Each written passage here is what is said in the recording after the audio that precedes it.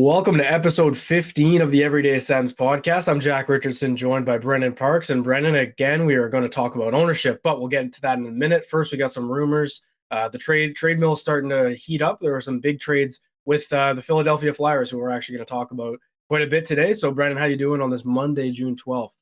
Doing good. It's nice and early for us this morning. I just got out of bed, but the trade mill heating up is something I didn't expect to hear this early. I mean, the Stanley Cup final is still going on. It's 3-1 for Vegas now, and I didn't think teams were going to get into the whole trading thing yet. But yeah, I know they traded Provorov, and then they traded there was Damon Severson got traded as well. So I mean, it's some pretty big names being thrown around already, and we're not even into July yet. So it's exciting. I mean, it's definitely content for the NHL, which is good. But Ottawa now, has been linked to obviously one specific player, but I think that they are active on the market. I mean, they've got some holes to fill, and we're going to talk about that today too. Yeah, and it was a three-way trade between Philadelphia, Columbus, and Los Angeles, with Ivan Provorov going to the Columbus Blue Jackets, and obviously the Flyers are just recouping draft picks. Right after that, it was Carter Hart's name who was being thrown around, and we speculated about Carter Hart potentially in Ottawa. I believe that was shut down just from a couple insiders. But another name on the Flyers that did pop up is Scott Laughton, and I want to go back a little bit a couple weeks ago to the World Championship where DJ Smith was an assistant coach, and Scott Laughton was a big part of that team. I believe he was an assistant captain on that team, the one that won gold, obviously, for Canada. And Laughton played for DJ Smith in Oshawa, and he's a big fan. I think he posted on social media just about how good of a coach DJ Smith is, and it led everyone, including myself, obviously, to posting the Senators meme or the Senator meme. That he's going to be one, and it was kind of a tongue-in-cheek thing because Laughton's locked up for 3 more years at $3 million. He's pretty valuable to the Flyers, I'd imagine. If they were trying to do a retool, it's kind of a guy you want to hang on to, but he's reportedly on the market. And again, reportedly, the Senators are seriously interested, and I'm quoting there David Pagnotta from the fourth period. He says that, but he also says the Flyers want multiple first rounders. So, and they've turned down multiple first rounders or something like that. Obviously, not a deal that anyone would be happy with, I don't think, in Ottawa. But let's talk about Scott Laughton first. Let's talk about the player. He's locked up for 3 more years, like I mentioned, at $3 million of a cap hit.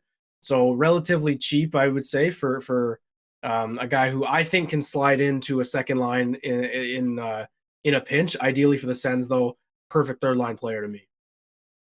He is, yeah, and Laughton, he scored a career high 18 goals and 43 points last year through 78 games. Interestingly, though, I was just looking, and 22 of those points were at 5v5. Like, DeBrincat scored 30 points at 5v5, so that's only an 8-point difference. Now, Laughton did average like over 18 minutes this past year in Philly, which he wouldn't get in Ottawa because he'd probably be on their third line if they keep DeBrincat, and I think even if they don't, I would want him on the third line just because really he's more of a career like 35-point bottom six type player. I think it's more the intangibles that come with him that are exciting though. Like, he's a very physical guy. He's someone who leads by example. He's kind of that Tkachuk leadership style. He's also gritty. He's like the Brad Marchand, you hate him if he's on the other team, but you love him if he's on your team. We've seen that because Tkachuk and Laughton actually got into it a couple of times. I posted the video there yesterday, retweeted it from a couple of years ago where it was Tkachuk's first season, and yeah, he got kicked out of the game for attacking Laughton because, again, he's like that little weasel that you just want to pummel, right? Like, he got into Brady's head a little bit. But that's a guy you love to have on your team, and the Sens kind of have that mantra surrounding them where they're this annoying team, right? The pesky Sens, as we all know. Laughton, though, he spent the most time, like, although he played 18 plus minutes, he spent the most time with Wade Allison and Kevin Hayes, which would be, I think he'd get an upgrade with like Shane Pinto and somebody else here in Ottawa. So I think that would kind of balance out. The contract is great. It's a little pricey if it's a third line guy just for Ottawa right now if they sign DeBrincat at $3 million, but at the same time I think it's kind of a friendly $3 million for Laughton himself, so that's kind of a good value player.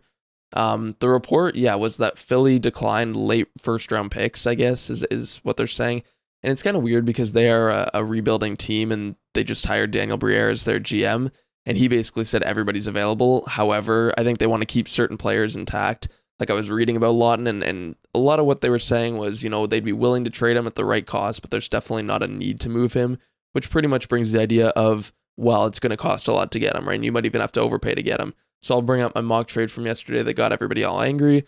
Um, I propose because, I did these mock trades the other day about some DeBrincat trades, and everybody was upset because I was taking too much from Dallas and too much from Nashville and yada, yada, yada. So I tried to be a little more balanced this time. And I went Tyler Clevin and a 2024 second round pick in exchange for Scott Laughton. Now, my idea wasn't necessarily that I would propose this myself or that I would accept it. It was more that I think this is the type of value it's going to take to get Scott Laughton out of Philadelphia. And I know we love Clevin, and I know he's physical, and that's great and all. But in my mind, he's not untouchable because I think Ottawa's core on defense is set for the next 8 years. Like, they don't need anybody else in their top four. And although, yeah, Clevin's a good fit on the bottom pairing, he's someone who I would be willing to move at the right price because I think you can find big physical guys for the third pairing pretty easily on the market. Like, they might not be as good as Clevin, but they're fine, cheap options on the third pairing, and you rely on that top four. I'd be fine with that. But I think where Ottawa's really lacking is their bottom six. They need to improve that. So if you bring in a guy like Laughton, right, maybe he's able to improve that, and you're able to use Brandstrom and Bernard Docker on the third pairing, that's fine, right? It's serviceable. So for me, would I make that trade? I would definitely think about it because, Tyler Clevin is a valuable piece, but at the same time, he's someone who I think in the right deal could be moved. I don't think that Pierre Dorion would move him because Pierre Dorion wouldn't move him for Jacob Chychrun. He actually said he was untouchable in that deal. My point on that is, well, if Michael Lauer wins the bid, I think Steve Staios might not have that same connection, right, if he gets hired as GM. So we'll see. But yeah, what do you think about that mock, and what do you think about Laughton's potential fit in Ottawa? Yeah, I'll talk about the mock trade first because it's interesting, right? Like any trade, I think now that the Sens are going to make for any kind of impactful player, you're going to have to subtract from their crop of players. It's amazing that they didn't have to for DeBrincat and Chychrun. Like full marks to Pierre Dorion. Just shipping out draft picks. It's like he's playing NHL 23 or whatever, and just moving draft picks that we don't care about, right? And it's smart.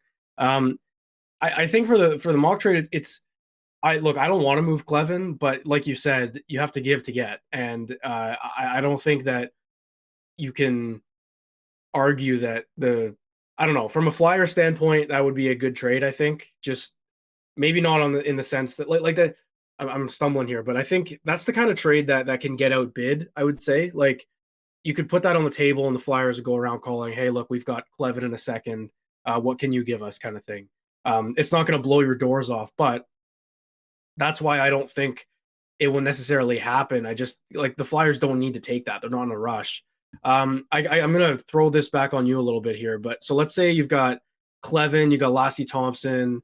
I'll do Brandstrom and JBD, right? Like these four young-ish defensemen. I say young-ish, but and Brandstrom is obviously the older one and the more NHL experience out of any of them. But of those guys, if you're the Flyers, wouldn't you want Clevin the most? I would say like he's the most valuable. So yeah, it's like this. If you're the Sens, it's not that you value Clevin less than a Brandstrom or less than a JBD or a Thompson. It's that he's gonna bring that value. He's going to be the big piece in the trade rather than making it of multiple first round picks or whatever it is, right? Like you have to, like I said, you have to give to get. So I think if you're hesitant to give up something in a trade, and it's not necessarily a no, not at all, never. That means it's a good deal, right? And I think it was a good mock trade. I think it was a not a homer trade, which is what some people might have said for those DeBrincat ones, right? With all the stuff from Dallas and all that. But yeah, like for Laughton's fit though, he'd be perfect. He'd be perfect. And I know that I made the DJ Smith connection, and that's obviously why the Sens are probably interested. I would imagine Dorion's kind of kicking tires because he's heard good things. I know Claude Giroux was a big fan of him when they were in Philly together, obviously, because in the games that Giroux was playing against the Flyers, I remember I think he did a session with the Flyers media, and they asked him, who was giving you a hard time because there were a couple of moments in those games where he was, going back and forth with the Flyers players, and he said, yeah, Konechny and Laughton were giving it to me all game and stuff. So he's that kind of player, I think. And like you mentioned, the stuff with Brady Tkachuk, like I think they would fit in pretty well. And again, I'll go back to DJ Smith. He would fit in pretty well even if DJ Smith isn't here.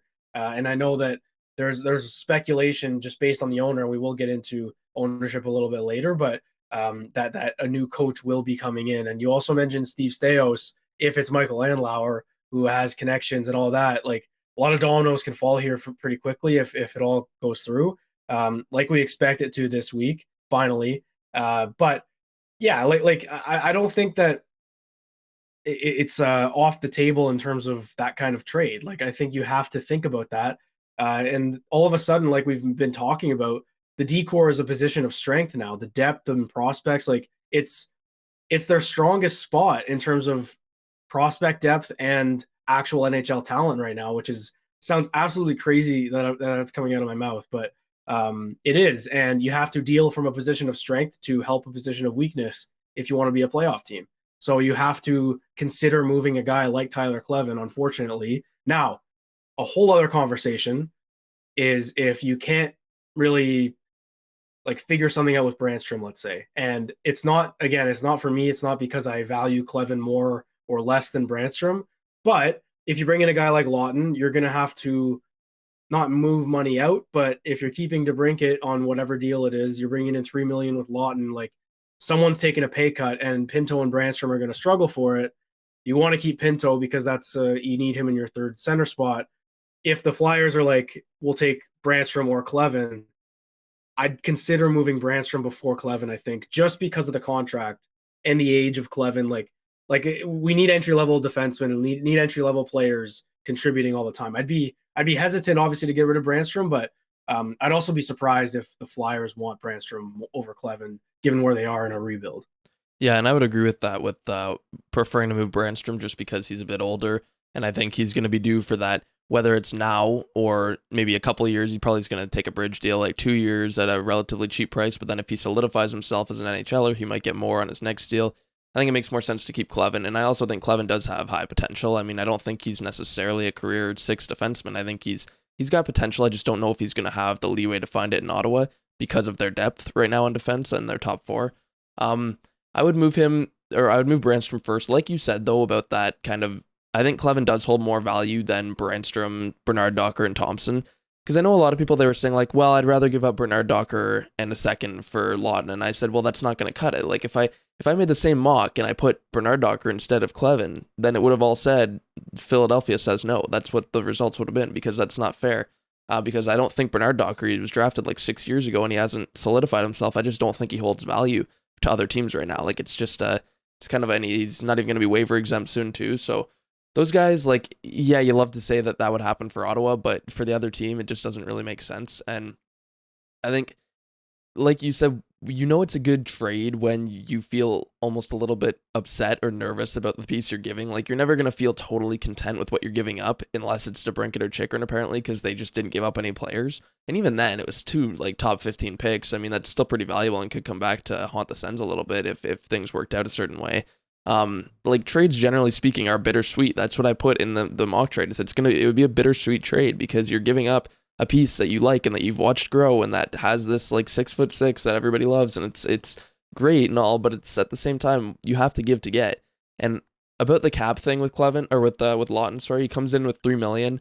I think that might be the death sentence for Matthew Joseph in Ottawa, because he might be on the way out if that happens. He makes 2.5 for the next 3 or 4 years. I think 3 years. So, I think 2.95. 2.95. Oh yeah, he's right up at 3. Yeah. Yeah, so I think he is going to be a cap casualty at some point, to be honest with you, because if they do sign DeBrincat, like they're probably going to want to clear up some space just to improve their depth. And I don't think Joseph performed like a $3 million player last year.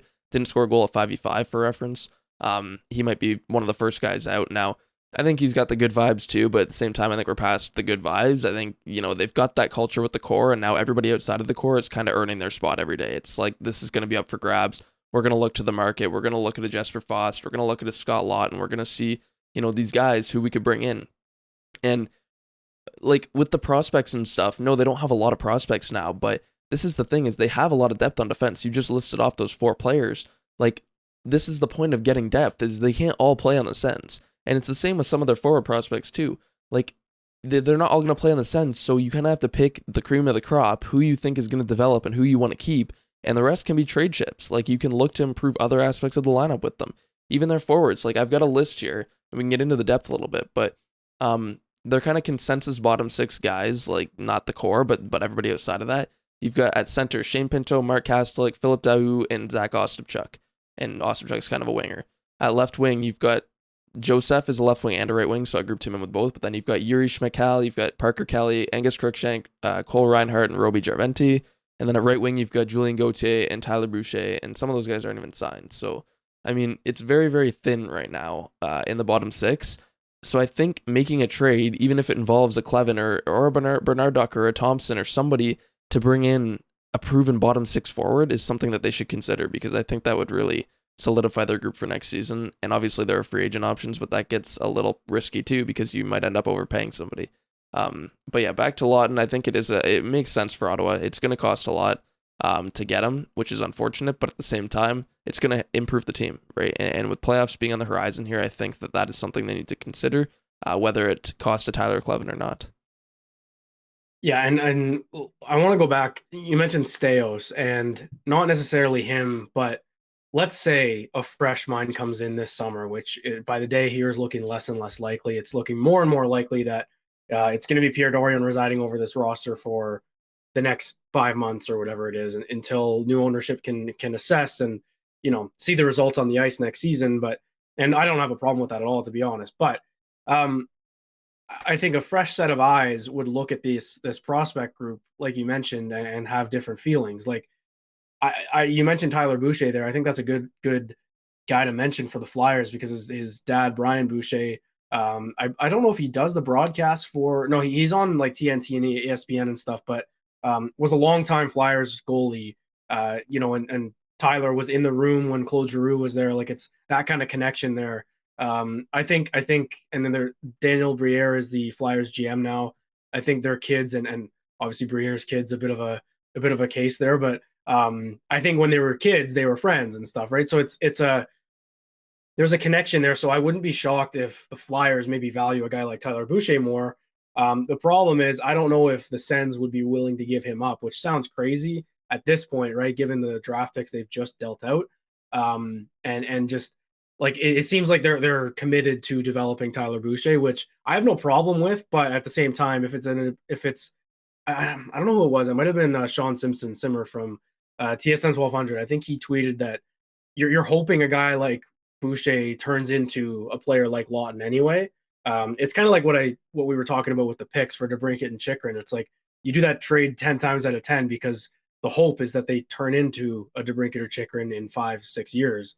So that's the same thing with Boucher. Like, you hope he can be a player like Laughton in the near future, hopefully. But if you don't want to take that gamble, just do it. So if the Flyers come knocking and are like, hey, give us Tyler Boucher and a conditional first, I take that every day of the week. And yeah, you're technically giving up 2 first-rounders. You're technically giving up a top 10 pick. And it's not I don't think it's one of those deals like if they traded Boucher as part of a package for Laughton, or a mid package, let's say. This isn't a superstar player that they're trading for here. It wouldn't be a feeling for me. It wouldn't be like the Sens got rid of some dead weight and he was never going to pan out. Like, I've actually been higher on Boucher than I think a lot of other people have. It's just been hard because he's been so injured. But like, it would be a feeling of like this is a good trade for both sides. I can see Boucher working out long term, but the Sens don't really have long term time to wait. I would say, like, he makes sense for the timeline of the Flyers. Like, they're just tearing it all down right now, finally. So yeah, like, would you be, if they said Boucher, Clevin, and plus, like, are you drawing the line there? Like, do you only want to give away one actual body, or is it like, I don't know what I'd be comfortable with if you're adding Boucher. Like, do I take out Clevin? Like, I don't know. Yeah, I wouldn't want to give up both just because the prospect ranks would be so thin on the entry level deals. Like, we need those two. I definitely would give up Boucher in like a conditional first, and the conditional first being Ottawa makes the second round of the playoffs or something, and then it turns into a second. Like, I'd be fine with doing something like that without Clevin involved. I don't know. I mean, it is hard with that because you do want to improve the depth, but at the same time, are you going to let them kind of play you a little bit? Pierre Dorion's been pretty good at not letting that happen. He's been pretty good at avoiding bomb of trades since a while back. So I don't know. I mean, Laughton, yeah, I think whether it's Laughton, if we're going to talk about a bigger trade with Philly, I'd love to go for Travis Konechny if Alex DeBrincat's on the way out, or Carter Hart. Like, they do have options, and that's kind of a nice thing is you look at these rebuilding teams who want the young players that Ottawa kind of has and can offer up. And I mean, these guys have players that could interest the Sens. Like, look at They obviously got Chikrin and DeBrincat, but yeah, I mean, if DeBrincat leaves too, like they've got options with Konechny and with other players around the league who could replace him in a trade. But um, I'm actually just looking here if you want to get into the ownership thing soon, because I just saw Bruce's tweet from this morning, which says that sources say the bidders left, especially Michael and Lauer, feel the tables have turned and turned up the heat on the representatives of the Melnyk estate to make a deal. Which I just read that right now, and it kind of popped into my mind because all of a sudden the tables have turned, and we've learned a lot over the last few days about kind of what's happening behind the scenes of the sale process, and some frustrating things, of course, because it seems like maybe we've been looking at it slightly wrong based on what information has come to light. So you probably have more info on it than me right now. Even what do you think we've learned here over the last few days? I did. So I did read that just this morning when I was waking up. But look, I want to say this first and foremost because I know it's been just so exhausting for everyone. It's been exhausting for the fans, probably for the people bidding on the team, for Ian and Bruce who have reported pretty well on this. And I'm going to give full credit to Bruce. He's stuck with it, and he's the guy for this right now. And like, I know Ian's on vacation and stuff, but like it's just been an absolute gong show in terms of what's going on because it's so tight, but it's also not tight, if that makes any sense at all. But my sense is that we will be wrapping up this week, and I have nothing to base that off of. I have no sources, but Bruce is my source, and you can kind of tell like the way his writing is leading, like they believe. And if you're watching on the YouTube, you see the headline there. We touched on Apostolopoulos leaving in our live stream a little bit, but we mostly just talked about how there's two groups left. It's Lauer and the Kimmels. The Sparks group is still there, but Bruce is pretty certain they're just there as a safety net. I think that's what he said in his article this morning. So yeah, and then obviously the NHL is frustrated with the Melnyk estate, and it's been clear now that it isn't really GSP, the firm that's handling the sale, that's holding this up. It's the Melnyk estate and the board of governors that that he left the team to. Not necessarily the daughters, but and maybe them too. I don't know, but yeah, my sense is that it's gonna wrap up this week. It's not a hot take or anything. I'm just guessing. And hopefully we're saying hopefully because we might have a little inclination too, but Michael and Lauer, I think to me, like we talked about it on Friday, like it's a win-win. It's a win-win, really. It is with these two groups. Like I can see the Kimmels working out. I think Lauer, what we know about him and the fact that he's had success as a sole owner in obviously it's an OHL team, but I think that carries weight, right? And we talked about too how being a head coach like DJ Smith was in the OHL doesn't always translate to the NHL, but an owner and even a GM to an extent, Steve Staios, can translate, I think, very well to the NHL. Now I say that, and Lauer wants to bring in Patrick Waugh reportedly, so who was the head coach of the Quebec Ramparts. They won a couple championships, blah blah blah, won the Memorial Cup this year. Hopefully that'll translate. Anyway, my point is, Lauer to me, we also may or may not have gonna, we'll be out there quick if Lauer is the owner. We'll put it that way. But yeah, like to me, he's my pick, and I know that you might be more Team Kimmel, but like to me, it's just a win-win. Yeah, I'm totally fine with either. I mean, like we said, we've got the content ready for Lauer, so I'd prefer him to win at this point.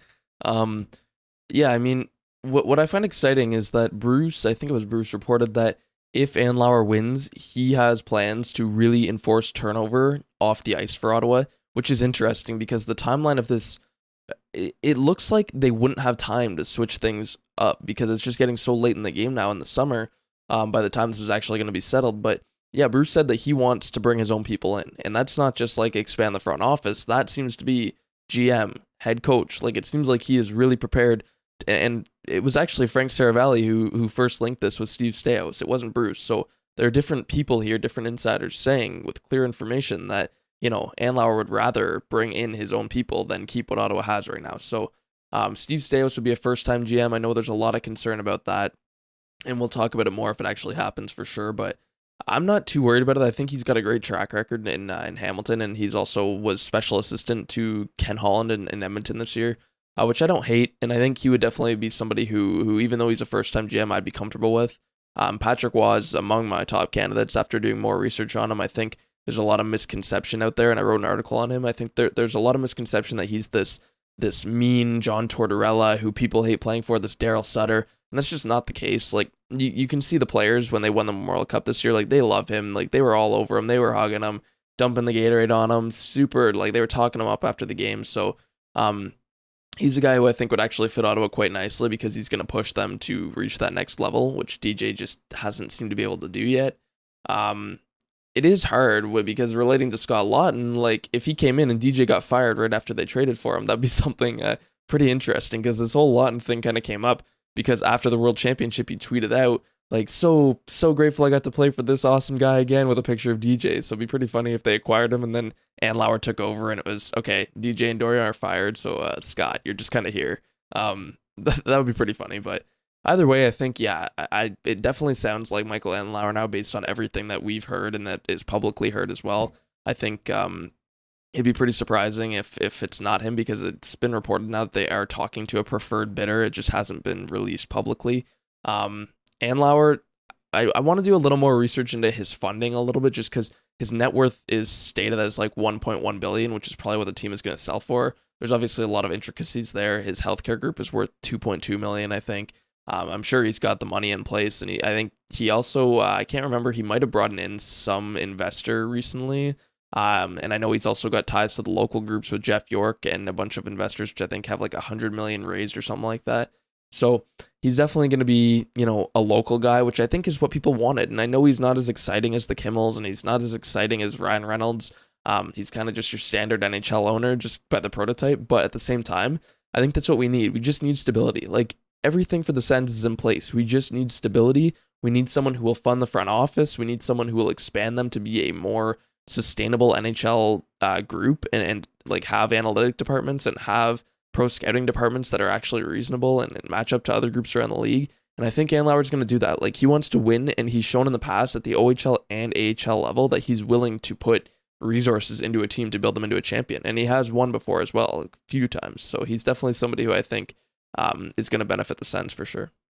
I think what's been good about this long process, if I can pull any silver lining out of it, it's that we've been able to kind of hear a lot about all these other groups before they've even purchased the team, right? Like we knew about the Kimmels and how they were with Pittsburgh and they wanted to buy the team like majority, I think, when they sold it to Fenway in 2021.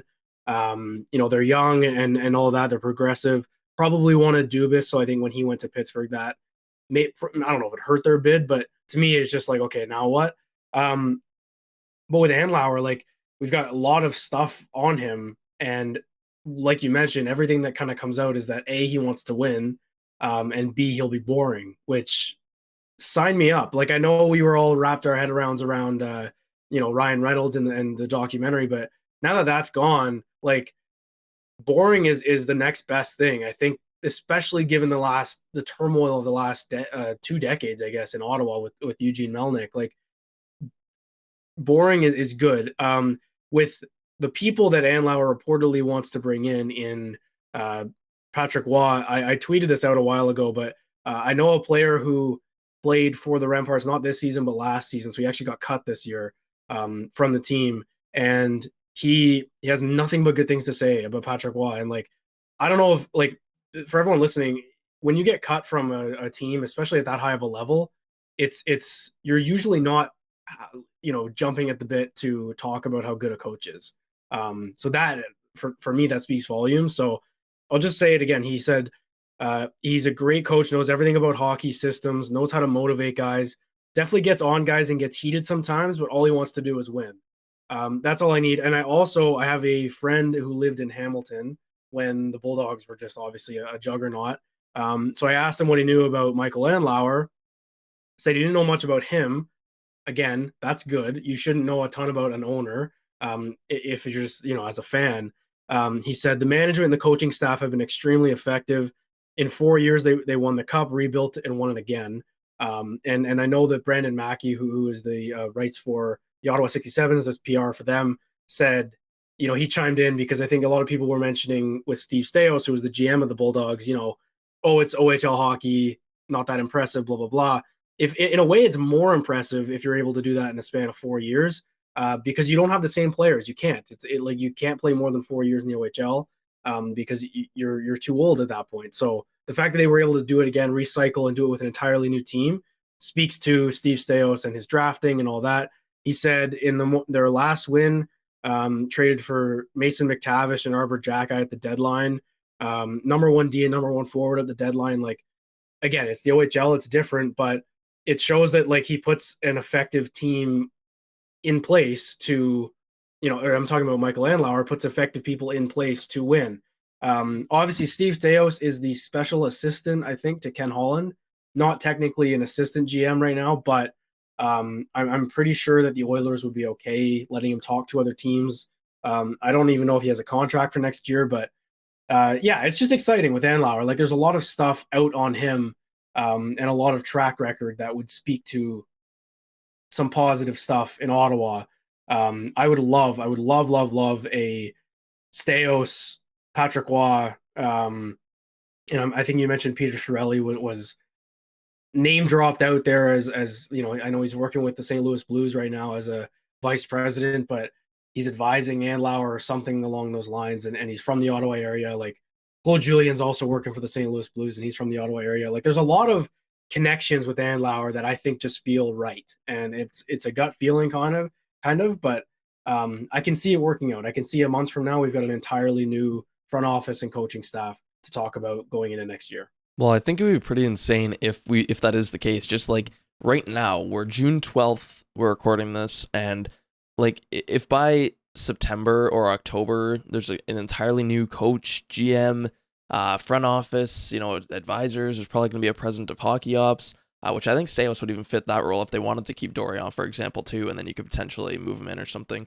But if that's all in place in the next 4 months, that's kind of insane. Like, that's a very, very quick timeline, but at the same time, I'd be all for it. Like, I don't care about the timeline. Just get them in here. I'd be totally, totally content with that. I think the most exciting one to me is definitely Patrick Waugh. And after hearing you say what you heard from a Ramparts player, it is exciting because I think, like I said, he's going to be able to push this group, and I think that's what this group needs, is to be pushed. They need just someone to hold them accountable and someone to really enforce the idea of winning into their minds and not going on 10-game losing streaks. Like, I'm exaggerating, but that's kind of what they need. Is they need somebody who can really take them to the next level, and I think that is going to be Patrick Waugh.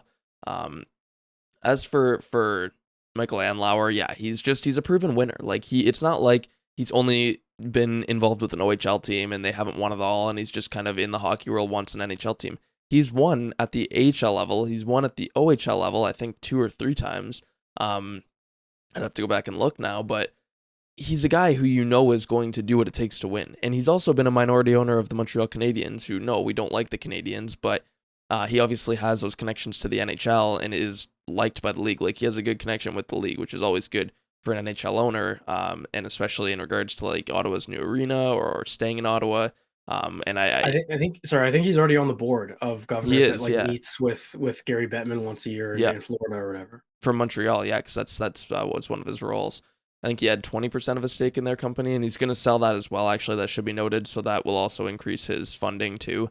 But yeah, he's got a great connection with the league, and I honestly think that the league preferred him all along, just because of that. Like, that's kind of been rumored all along, is that maybe they were trying to drive the price up a little bit on Lauer by dragging this along. On the Melnyk thing too, just touching on that, that's it. We don't know everything, but it is pretty crazy that and I think it was Sean Simpson who reported this a lot too, right? Where the Melnyks were asking for these crazy sort of or the Melnyk estate was asking for like them to pick up the taxes for one of the sales taxes for one of the girls or something, which is very bizarre if true. It's like, why this is such an unusual sale process, and we're still kind of seeing the haunting of Eugene a little bit affecting the Sens. So we don't have to get into that too much. I mean, it is what it is. It'll be over eventually, right? Like, we can be content with the new owners and move past this silly kind of behavior going on from the sale process. But I would guess we'll know this week, and I know we've said that 20 times now, but it seems like this is really reaching the end now. and they're into the final stages. They just haven't kind of announced it publicly yet. So once that's in place, I guess the new owner will probably be officially in place with the paperwork in the next few months. But I think they can still make moves before then. Like we could expect if Lauer takes over in the next, I don't know what a timeline would be, the next couple of months, you would expect him to start replacing some of these, Pierre Dorion or DJ Smith if he wants to, but also hiring a president of hockey ops, expanding the front office departments. So I think this could move very quickly. Like you said, the dominoes could fall very fast. And I think once Lauer comes in, or the Kimmels, if something happens, be ready, because there's going to be a lot of things happening very fast.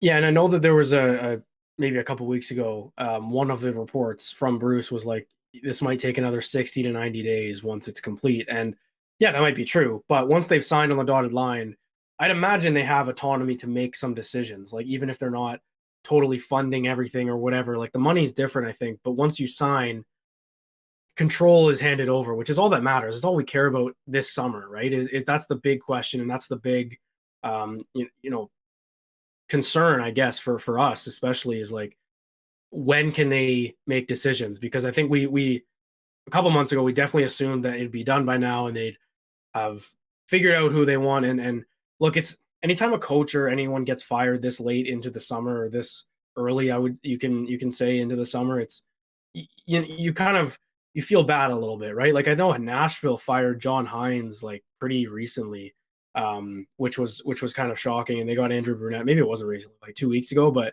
it was late. Like they didn't make the playoffs, and it was they could have done that earlier. Trotz was the GM before the season ended, so like I know that turned heads because it was a little unfair to John Hines, but I think it's I think around the league there would be an understanding, and I say around the league, like if you're DJ Smith, you'd have an understanding of like, yeah, I know they had to wait.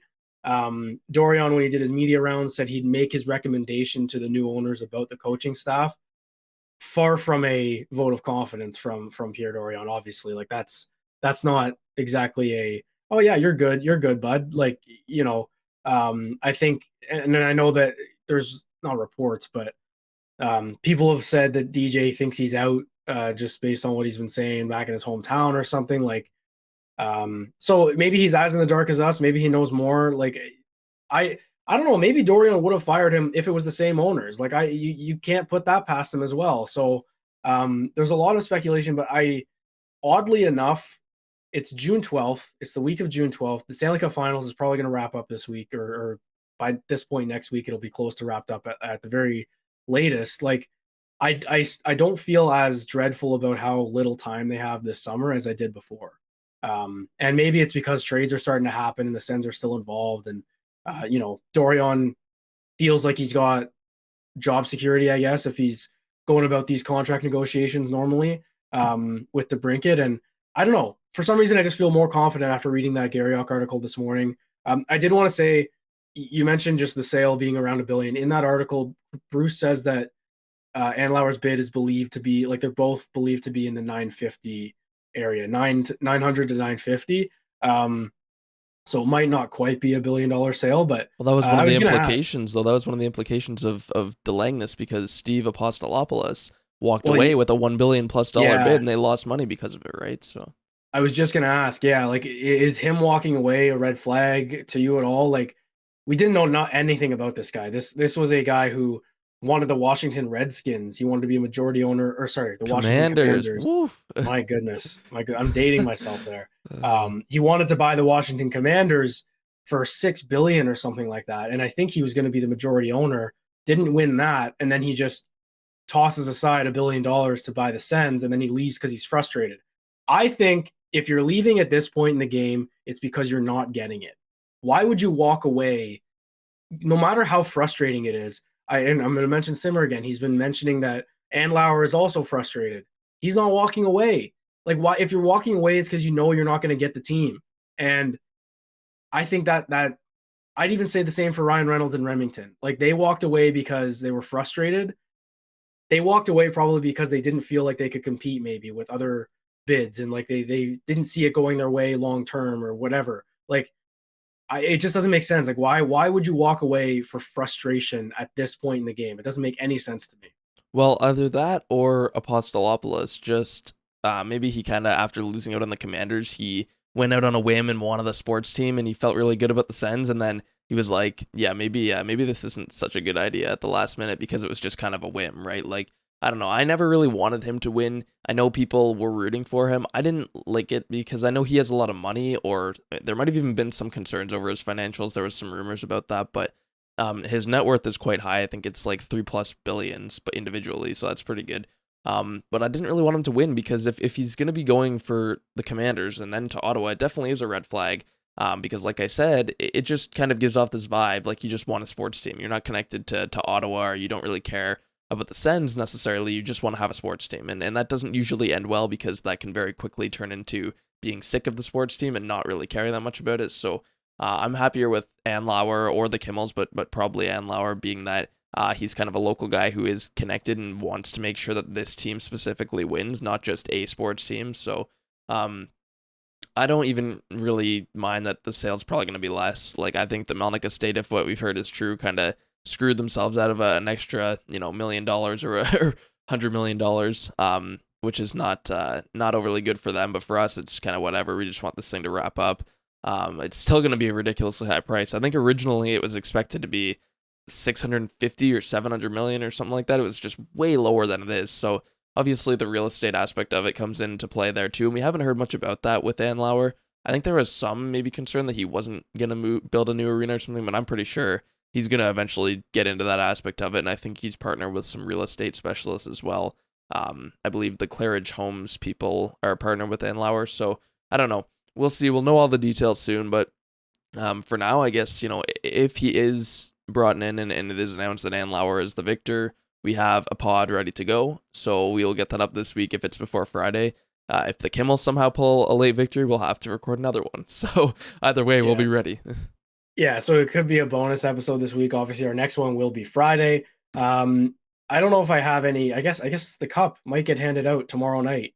So let's talk about Mark Stone. It sucks, man. I'm just like, it's been enough time where I'm not upset or mad about the trade or whatever. Like, it's been like the team's completely new. Brady's the leader, blah blah blah.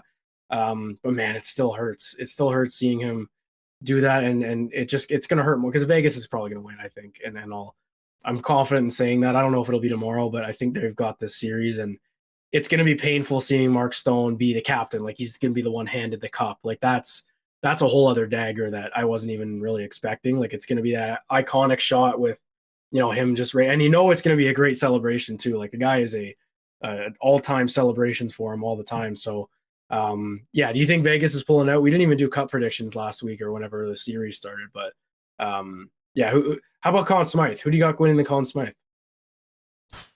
Does the Conn Smythe have to be from the winning team? I'm not even this familiar with it at this point. Not necessarily. Usually, I think the last loser to win it was 2003. I think J.S. Shiger, the Ducks lost in 2003, and he was that good. So it's if it does happen, it's probably a goalie. I know in 2017, though, Erik Karlsson got one first place vote after the Sens lost in double overtime to Pittsburgh. And I just want to apologize for tweeting that out yesterday. It was like if anyone didn't see, it was a prompt, I guess, or a tweet on Twitter, like what's a sports moment that leaves a pit in your stomach. And it was 8 a.m, and I went and looked up the Chris Kunitz goal and I tweeted it out, and I feel bad. I'm sorry for everyone that had to watch that and scroll past it. But yeah, like, you can win it if you lose. So I guess Bobrovsky would be the only pick, but I don't know if he's been that great in the finals. So it's tough. I don't know. What about Matt Tkachuk? Has he been too quiet in the finals for your liking? Like, no, but he's hurt. He is not healthy. Like, I think it's his left shoulder, left arm. Like, he can barely hold his stick. So I mean, he's been good. Like, it's not over yet, obviously, but if Vegas wraps it up in the next 2 games, I think it's probably going to be Jack Eichel. I hope it is, to be honest. It'd be a great story. I know people want Marchessault as well, just with all the goals he's scoring, but he hasn't scored those goals without Eichel, in my opinion. So I've got Jack Eichel. I think that'd be a pretty cool story. His first playoff run, and he wins a Conn Smythe. Well, I'm going to agree with you because I don't know that much about Vegas's stats right now and who's been really lighting it up. But Eichel definitely is the play driver. Like, he's the guy who really drives that team. And that team is so interesting because I don't think anybody was over a point per game. Even Eichel was, I think, like 1 point under, but they just have so much balance. So I mean, Vegas, I definitely thought would win over Florida just because Florida, in my mind, was still a bit of a pretender. I think they got a hot goalie in Bobrovsky, and they made some ridiculously like late comebacks that just are. I don't even know how that many comebacks happen. That just shouldn't happen. But Matt Tkachuk obviously scored a lot of clutch goals, so good learning experience for Brady, like being there watching and now watching them lose. I think though with Mark Stone, like you said, I'm not bitter about that. I think I'll like it just because that was another thing that actually got reported recently was that Mark Stone, Pierre Dorion, went to Eugene Melnyk with an 8-year offer for Stone, saying that he was open to offering him 8 years for whatever price that Stone probably would have taken. And Melnyk said he didn't want that offer. He didn't want to offer him 8 years at that price. So it actually got shut down, in which case Dorion had to then pivot and find a trade, which ultimately resulted in Brandstrom, right? So, I mean, that's not really on Stone. Like, I think he would have stayed. I think if they offered him 8 years, he would have stayed. And that would have been obviously huge for the Sens.